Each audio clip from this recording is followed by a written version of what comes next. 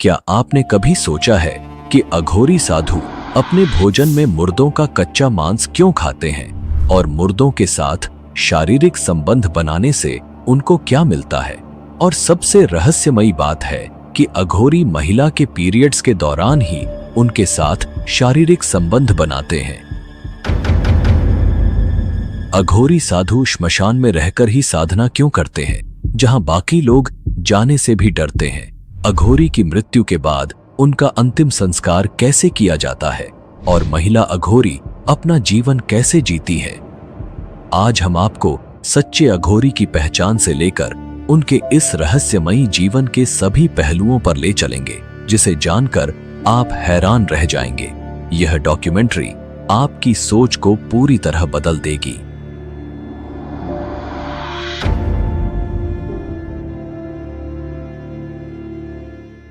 श्मशान की राख से ढके शरीर, हाथों में मानव खोपड़ी और जीवन और मृत्यु के बीच का गहरा संबंध।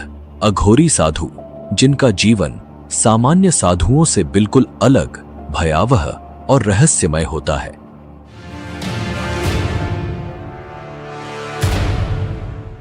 श्मशान, जहां आम लोग जाने से भी डरते हैं, वहां ये साधु अपनी साधनाएं करते हैं, मृत्यु और आत्मा के गूढ़ रहस्यों को जानने के लिए।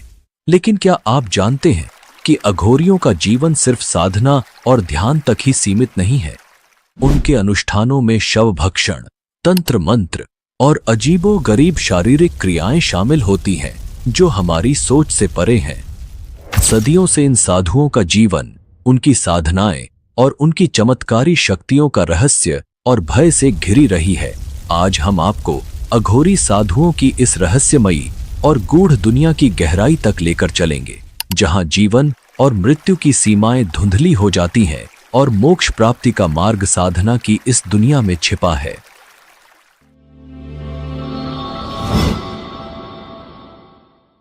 आगे बढ़ने से पहले आपसे एक छोटी सी रिक्वेस्ट है।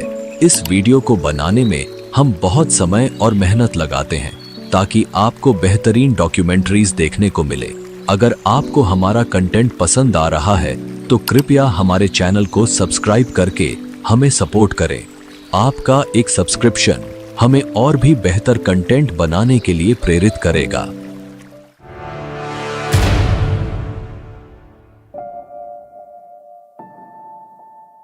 अघोरी साधु एक ऐसा नाम जो अपने आप में ही रहस्य और विचित्रता को समेटे हुए है। इनके जीवन का हर पहलू समाज की परंपराओं और नियमों से एकदम अलग और विपरीत होता है। श्मशान की राख से लिपटा हुआ शरीर, गले में हड्डियों की माला, हाथों में मानव खोपड़ी और उनकी आंखों में वो तेज जिसे देखकर कोई भी कांप उठे। और काले चोंगे में लिपटे ये साधु किसी रहस्यमयी दुनिया के प्रतीक प्रतीत होते हैं। अघोरी साधु अपने जीवन को साधारण मानव की धारणाओं से परे समझते हैं। जहां हम भोजन को पवित्र मानते हैं, वहीं अघोरी साधु शवों का मांस खाते हैं और मानव खोपड़ी, जिसे वे कपाल कहते हैं, उसमें भोजन करते हैं। यह उनके लिए कोई घृणास्पद कार्य नहीं है, बल्कि यह शिव के कपालधारी रूप का अनुसरण है। वे मानते हैं कि शिव का हर रूप पवित्र है, चाहे वह शव हो या मल, कुछ भी उनके लिए अपवित्र नहीं होता। ये अपने शरीर पर श्मशान की राख इसलिए लगाते हैं क्योंकि ये भगवान शिव का प्रतीक मानी जाती है। और इसके पीछे एक वैज्ञानिक पहलू भी है। राख में कैल्शियम, फास्फोरस और अन्य खनिज होते हैं जो त्वचा की बीमारियों से शरीर की सुरक्षा कर सकते हैं। उनके लिए माता काली और भगवान शिव का भैरव रूप ही उनके गुरु होते हैं। और जिस तरह भगवान शिव और माता काली मुंडों की माला पहनते हैं, अघोरी साधु भी मुर्दों की खोपड़ियों का हार पहनते हैं। अघोरी साधुओं का सबसे विवादास्पद पहलू है उनका यौन संबंधों को लेकर दृष्टिकोण। अघोरी साधु अन्य साधुओं की तरह ब्रह्मचर्य का पालन नहीं करते हैं। इनके अनुसार जीवन के हर पहलू को स्वीकार करना आवश्यक है, चाहे वह यौन संबंध हो या अन्य वर्जित कृत्य।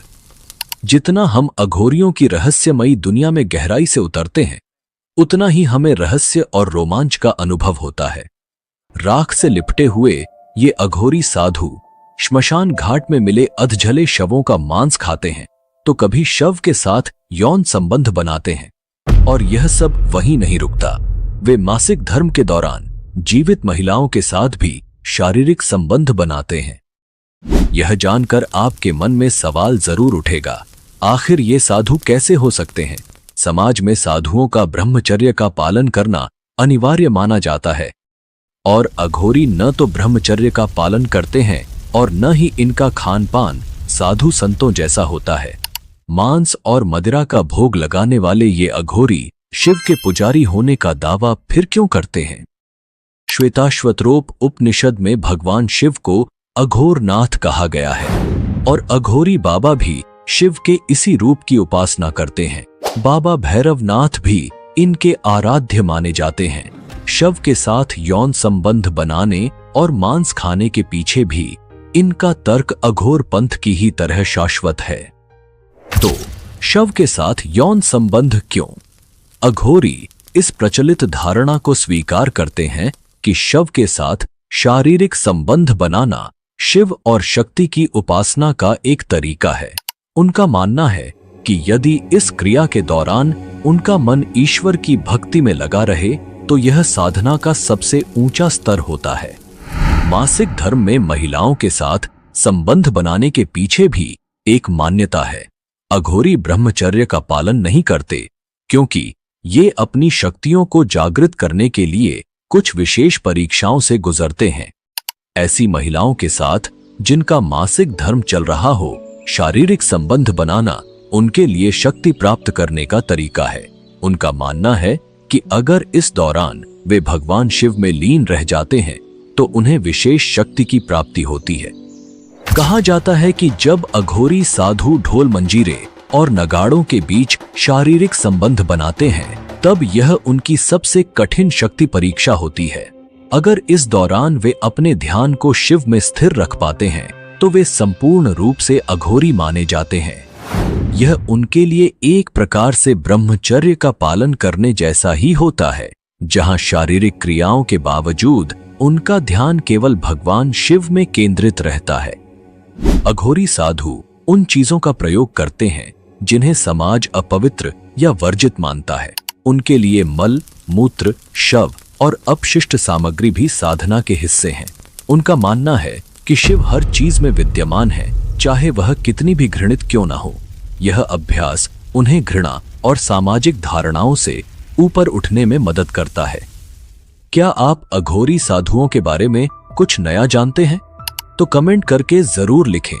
जिसका कमेंट सबसे अच्छा और रोचक होगा उसकी कमेंट पिन की जाएगी।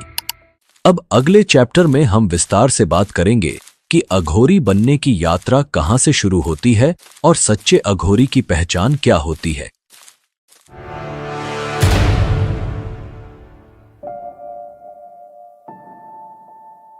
तो आपके मन में यह सवाल जरूर उठ रहा होगा कि आखिर एक सामान्य इंसान कैसे अघोरी साधु बनता है? क्या ये सिर्फ साधना का रास्ता है या इसके पीछे कोई गहरा रहस्य छुपा है? आइए आज हम इस बारे में विस्तार से बात करते हैं। अघोरी साधु बनने की प्रक्रिया इतनी सरल नहीं है जितनी दिखती है। ये एक साधारण व्यक्ति की जीवन शैली से पूरी तरह अलग होती है। सबसे पहले अगर कोई अघोरी बनना चाहता है तो उसे अपने जीवन से जुड़े हर मोह माया, रिश्ते नाते और यहां तक कि अपनी पहचान को भी छोड़ना पड़ता है। हमारे सनातन धर्म में जन्म से लेकर मृत्यु तक 16 संस्कार बताए गए हैं। जो भी इस संसार में जन्म लेता है उसे एक दिन इस दुनिया से जाना ही पड़ता है, और अघोरियों के साथ भी शुरुआत में यही होता है।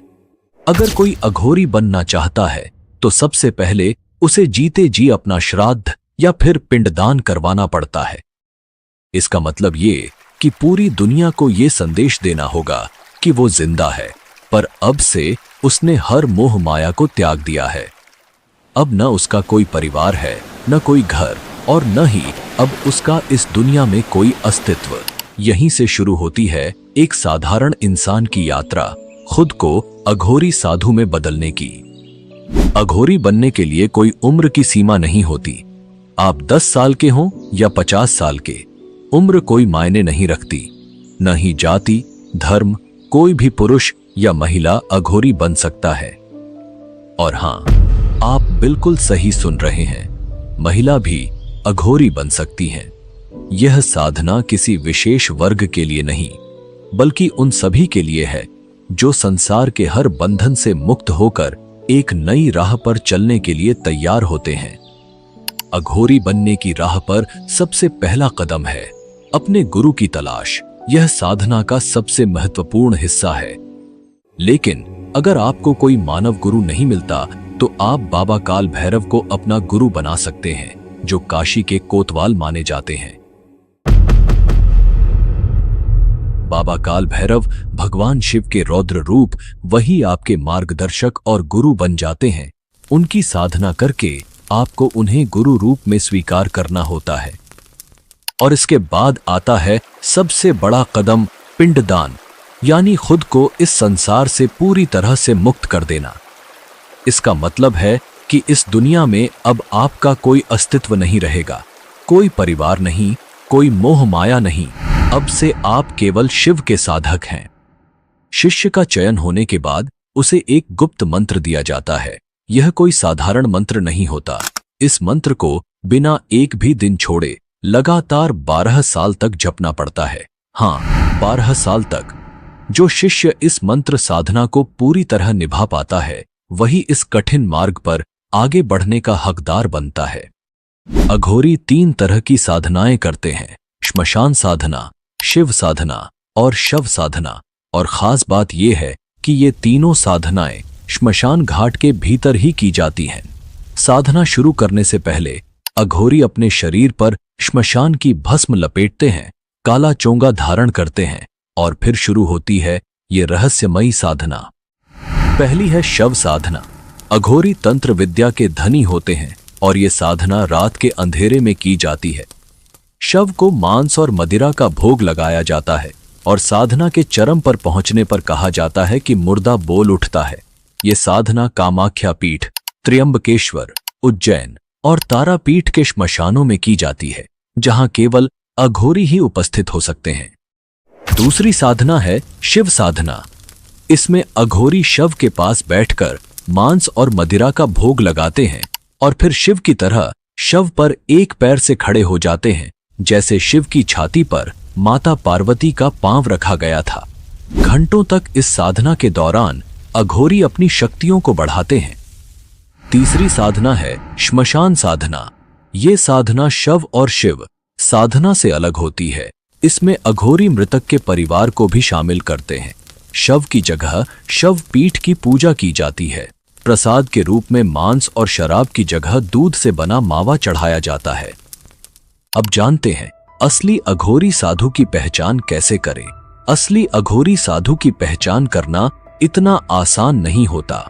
वे साधारण साधुओं की तरह दिख सकते हैं, लेकिन उनकी जीवन शैली और साधनाएं बहुत गहरी और रहस्यमयी होती हैं। अघोर विद्या के जानकार मानते हैं कि असली अघोरी कभी आम दुनिया में सक्रिय नहीं होते। अगर वे समाज में रहते भी हैं तो दिखावा नहीं करते। वे सिर्फ अपनी साधना में लीन रहते हैं। अगर कोई अघोरी आपसे पैसे मांगता है तो समझिए वह सच्चा अघोरी नहीं हो सकता, क्योंकि असली अघोरी कभी किसी से कुछ मांगते नहीं हैं। कलयुग में कोई भी राख लगाकर, काले कपड़े पहनकर और खोपड़ी लेकर अघोरी जैसा दिख सकता है, लेकिन असली पहचान उनके साधना में होती है। जहां पैसे का खेल हो, वहां से दूर रहना ही बेहतर है। पैसा इंसानों ने बनाया है, भगवान को इसकी जरूरत नहीं होती।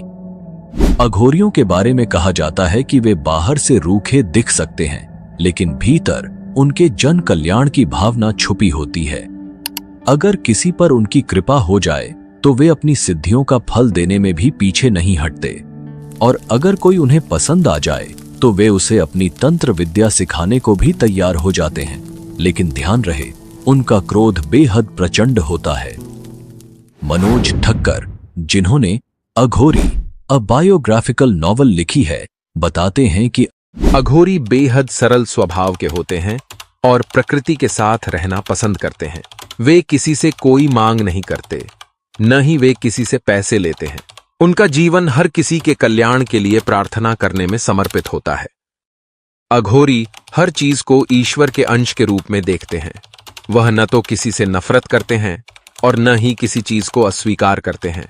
इसी कारण वे इंसानी और जानवरों के मांस में कोई भेदभाव नहीं करते। जानवरों की बलि उनकी पूजा पद्धति का एक महत्वपूर्ण हिस्सा है। और हां, वे गांजा पीते हैं, लेकिन नशे में भी उन्हें अपने बारे में पूरी तरह से होश रहता है। उनकी साधना और उनका जीवन हर पहलू में शिव से जुड़ा होता है। आपसे एक सवाल है, क्या आप कभी जीवन में ऐसे संत महात्मा या अघोरी साधु से मिले हैं जिसने आपको प्रभावित किया हो? तो अपने अनुभव और उस जगह का नाम कमेंट में लिखें। जिसका कमेंट सबसे अच्छा होगा, उन 5 लोगों की कमेंट अगली वीडियो में दिखाई जाएगी। अब जानते हैं कि अघोरी साधु का अंतिम संस्कार कैसे किया जाता है और उनके शव के साथ क्या होता है। अघोरियों का अंतिम संस्कार हिंदू धर्म की पारंपरिक विधियों से कुछ हद तक मेल खाता है, लेकिन इसमें कई अनूठी बातें भी शामिल होती हैं। जब कोई अघोरी मृत्यु को प्राप्त करता है तो उसका शरीर साधारण तरीकों से नहीं जलाया जाता। अधिकतर मामलों में अघोरी का अंतिम संस्कार श्मशान भूमि में गंगा या किसी पवित्र नदी के किनारे किया जाता है। मृत अघोरी के साथी उसके शव को या तो जला देते हैं, दफना देते हैं या उसे पवित्र नदी में प्रवाहित कर देते हैं। अघोरी कभी अपने साथी अघोरी के शव को नहीं खाते। कुछ अघोरी साधु अपनी अंतिम इच्छा के अनुसार अपने शरीर को गंगा में प्रवाहित करने या श्मशान भूमि में छोड़ने की बात कहते हैं। तो दोस्तों, इस तरह किया जाता है अघोरी साधुओं का अंतिम संस्कार। उनके जीवन की तरह ही उनका अंतिम संस्कार भी अनोखा और रहस्यमयी होता है। अगले चैप्टर में हम जानेंगे कि अघोरी का मूल इतिहास कहां से है, भारत का प्रथम अघोरी कौन था और अघोरी का असली मतलब क्या होता है।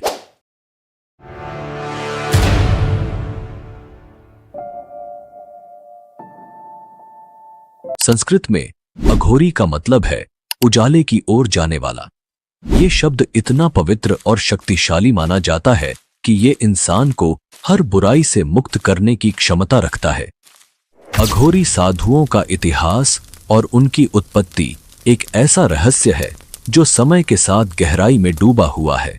इनका संबंध उन प्राचीन तांत्रिक परंपराओं से है जो सदियों से अपने आप में अद्वितीय और रहस्यमयी मानी जाती हैं। कहा जाता है कि 7वीं और 8वीं शताब्दी में अघोरी साधुओं की जड़ें कापालिक और कालामुख जैसे उग्र तांत्रिक संप्रदायों में समाई हुई हैं। यह वो साधु थे जो मानव खोपड़ी से भोजन करते थे और तांत्रिक अनुष्ठानों में मांस और मदिरा का भोग लगाना, शवों की पूजा करना और मानव की बलि देना। इन्हीं परंपराओं से अघोरी साधुओं की उत्पत्ति मानी जाती है, जिन्होंने जीवन और मृत्यु के भेद को मिटाने की साधना की शुरुआत की। अघोरी शिव के अद्वितीय भक्त होते हैं। ये साधु शिव के भैरव रूप की पूजा करते हैं और अपने जीवन को मोक्ष की प्राप्ति के लिए समर्पित कर देते हैं। अघोर साधना की ये यात्रा बेहद कठिन और रहस्यमयी मानी जाती है। अघोरी साधु मानते हैं कि हर आत्मा परम शिव है और जीवन के 8 महापाश काम, क्रोध, लालच, नशा, भय और घृणा से परे होते हैं। वे अंधकार से शुरू करते हैं, फिर प्रकाश की ओर बढ़ते हैं और अंत में आत्मबोध को प्राप्त करते हैं। और इस साधना में अवधूत भगवान दत्तात्रेय को अघोर पंथ का मार्गदर्शक माना जाता है। तो हमारे मन में प्रश्न उठता है कि अघोर पंथ के प्रणेता कौन थे। अघोर साधना की उत्पत्ति का श्रेय स्वयं भगवान शिव को दिया जाता है, परंतु अघोरी परंपरा के पहले महान संत जिन्हें हम जानते हैं वो थे बाबा कीनाराम। अघोरी परंपरा को संगठित रूप देने का श्रेय जाता है बाबा कीनाराम को, जो अघोरी साधुओं के आदिगुरु माने जाते हैं। कहते हैं बाबा कीनाराम का जन्म 1658 में उत्तर प्रदेश के रामगढ़ गांव में एक क्षत्रिय परिवार में हुआ था। उनका जन्म भाद्रपद के चंद्र महीने के कृष्ण पक्ष की चतुर्दशी के दिन हुआ था, जिसे शिव पूजा के लिए शुभ माना जाता है। वे दांतों के पूरे सेट के साथ पैदा हुए थे। जो एक दुर्लभ घटना और आध्यात्मिक शक्ति का संकेत है। 17वीं शताब्दी में जन्मे बाबा कीनाराम को एक चमत्कारी संत के रूप में देखा जाता है, जिनका जीवन असाधारण घटनाओं से भरा हुआ था। कहा जाता है कि जन्म के 3 दिन बाद तक वे न रोए, न ही उन्होंने अपनी मां का दूध पिया। 3 दिव्य साधु, जिन्हें ब्रह्मा, विष्णु और महेश का अवतार माना गया, उनके पास आए और उनके कान में कुछ मंत्र फूंक दिए। तभी उन्होंने पहली बार रोना शुरू किया और अपनी मां का दूध पिया। ये घटना उनके दिव्य जीवन की शुरुआत मानी जाती है। बाबा कीनाराम का जीवन असाधारण था। कहते हैं वो 150 साल तक जीवित रहे और अघोर पंथ को मजबूत किया। बाबा कीनाराम, जिनमें कम उम्र से ही आध्यात्मिक झुकाव के गहरे लक्षण दिखाई दिए, मात्र 11 साल की उम्र में गुरु की तलाश में अपना घर छोड़कर निकल पड़े। अपनी खोज के दौरान बाबा कीनाराम भगवान दत्तात्रेय के शिष्य बाबा कालूराम से मिले, जिन्होंने उन्हें अघोर मार्ग में दीक्षित किया। बाबा कालूराम ने उन्हें अघोर शास्त्र के गहरे और रहस्यमयी सिद्धांतों से परिचित कराया। बाबा कीनाराम को जल्द ही इस साधना की गहराइयों का बोध हुआ और वे एक कुशल अघोरी साधक बन गए। बाबा कीनाराम की साधना तब और विशेष हो गई जब उन्हें अघोर साधना की देवी हिंगलाज माता का आशीर्वाद प्राप्त हुआ। बलूचिस्तान की एक गुफा में देवी हिंगलाज उनके सामने प्रकट हुई और बाबा कीनाराम को एक दिव्य मंत्र और एक खोपड़ी भेंट की। यह खोपड़ी अघोर साधना का प्रमुख प्रतीक बन गई और बाबा कीनाराम की साधना और भी शक्तिशाली हो गई। वाराणसी के क्रीम कुंड आश्रम की स्थापना कर उन्होंने इस परंपरा को संरक्षित किया। आज भी इस आश्रम में अघोरी साधु उनकी शिक्षाओं का पालन करते हैं और मान्यता है कि यहाँ की साधनाओं से अलौकिक शक्तियां प्राप्त होती हैं। अगले चैप्टर में हम अघोरी साधुओं की शक्ति और सिद्धि के बारे में जानेंगे। उनके पास ऐसी अलौकिक शक्ति और मंत्र होते हैं जिनसे वे सामान्य लोगों की इच्छाएं पूरी कर सकते हैं, जिन्हें जानकर आप भी सोचने पर मजबूर हो जाएंगे।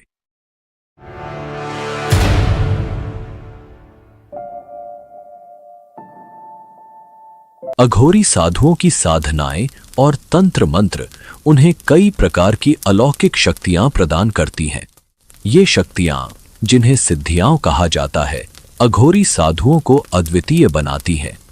इन सिद्धियों के माध्यम से वे अपनी इंद्रियों, मानसिक शक्तियों और चेतना पर पूर्ण नियंत्रण प्राप्त करते हैं। आइए जानते हैं इन 6 प्रमुख शक्तियों के बारे में।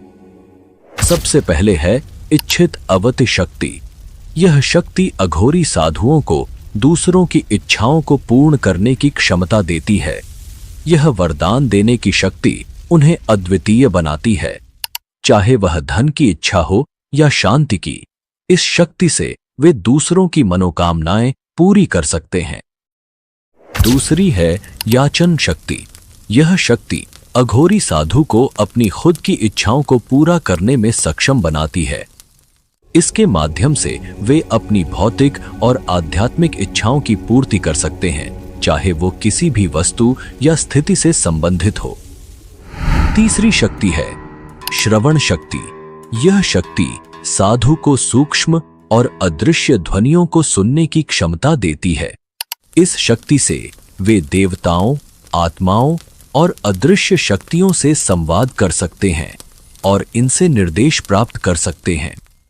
अघोरी साधुओं की चौथी शक्ति है क्रिया शक्ति। यह उन्हें निरंतर सक्रिय और साधनारत बनाए रखती है। इस शक्ति से साधक शारीरिक और मानसिक रूप से तंत्र क्रियाओं में लीन रहते हैं और बिना थके अपनी साधनाओं को पूरा कर सकते हैं। पांचवी शक्ति है प्रवेश अवति शक्ति। यह शक्ति अघोरी साधु को त्रिकालदर्शी बना देती है, जिससे वे भूत, वर्तमान और भविष्य की घटनाओं को देख सकते हैं। यह उन्हें दिव्य ज्ञान और भविष्यवाणी करने की क्षमता प्रदान करती है। अंत में स्वाम्यर्थ शक्ति। यह शक्ति अघोरी साधु को अपने मन, शरीर और इंद्रियों पर पूर्ण नियंत्रण देती है। इस शक्ति से वे अपने मन को किसी भी स्थिति में स्थिर रख सकते हैं और सभी प्रकार की इच्छाओं पर विजय प्राप्त कर सकते हैं। ये 6 शक्तियां अघोरी साधुओं को साधारण मानव से परे ले जाती हैं और इन्हीं शक्तियों के माध्यम से वे जीवन और मृत्यु के भेद से ऊपर उठ जाते हैं। अगले चैप्टर में हम जानेंगे कि अघोरी साधु अपनी साधनाओं के लिए भारत में किन स्थानों को सबसे अधिक महत्व देते हैं, कौन से तांत्रिक पीठ उनके लिए सबसे पवित्र माने जाते हैं और किन स्थलों पर अघोरी साधु अपनी गहन साधनाएं करते हैं।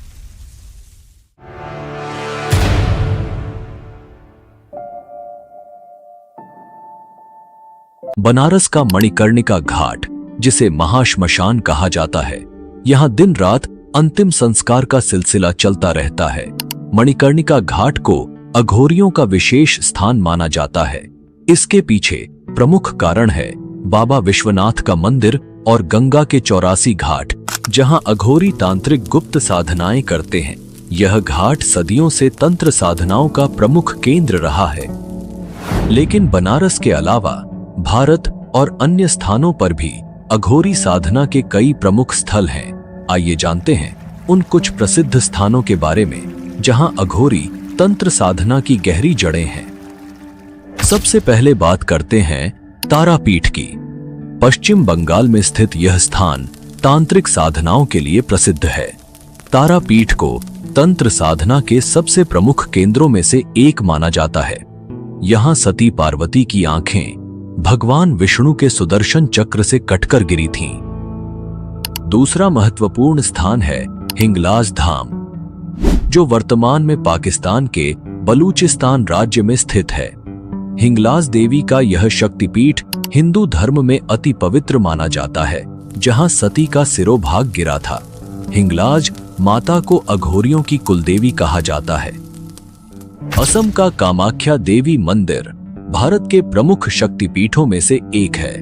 यह स्थान तंत्र साधना के लिए प्रसिद्ध है, जहां देवी सती का अंग गिरा था। यहां अघोरी तांत्रिक गुप्त सिद्धियां प्राप्त करने के लिए साधना करते हैं। यह स्थल अघोरियों के लिए अत्यधिक महत्व रखता है। इसके अलावा भारत में अघोरी साधनाओं के कई प्रमुख केंद्र हैं, जैसे चित्रकूट, जगन्नाथपुरी, कालीमठ और कोलकाता का काली मंदिर। नेपाल के काठमांडू में अघोर कुटी और त्र्यंबकेश्वर ज्योतिर्लिंग भी अघोरी साधकों के लिए बेहद महत्वपूर्ण स्थान माने जाते हैं। क्या आपके गांव या शहर में ऐसा कोई स्थान है जहां तांत्रिक साधना की जाती हो?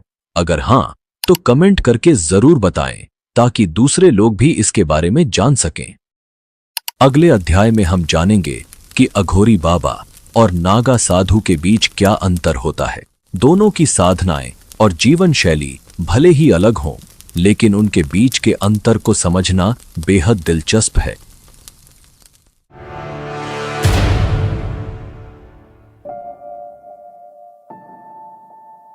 अघोरी साधु और नागा साधु दोनों ही भगवान शिव के अनुयायी होते हैं, लेकिन इनकी साधनाएं और जीवन शैली बिल्कुल अलग होती है।